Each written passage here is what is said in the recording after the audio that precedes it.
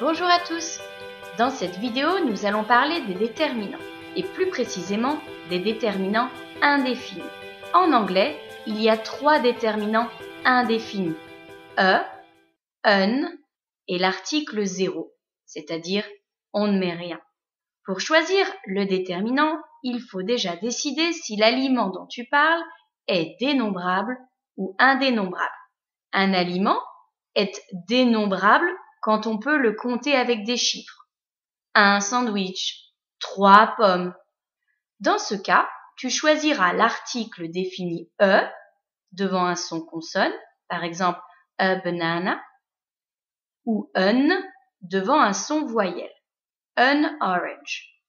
Si le mot est pluriel, par exemple 3 pommes, 3 apples, ne mets rien devant apples. Si l'aliment est indénombrable, c'est-à-dire on ne peut pas le compter avec des chiffres, on l'envisage en général. Par exemple, comme en français quand on dit de la salade, du jus de fruits, du lait. Dans ce cas, tu ne mettras pas d'article. C'est l'article 0, rien du tout, qui est utilisé devant les noms indénombrables. Attention, il y a beaucoup de noms qui peuvent fonctionner comme dénombrables ou indénombrables. Ça dépend de ce que l'on veut dire. Par exemple, I want chocolate ou bien I want a chocolate.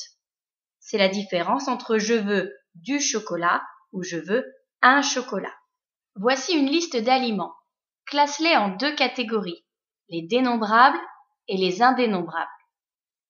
Water, coffee, cheese, banana, beans, onions, bread, milk, carrots, oil, rice, lettuce, pear, oranges, sugar, pizza.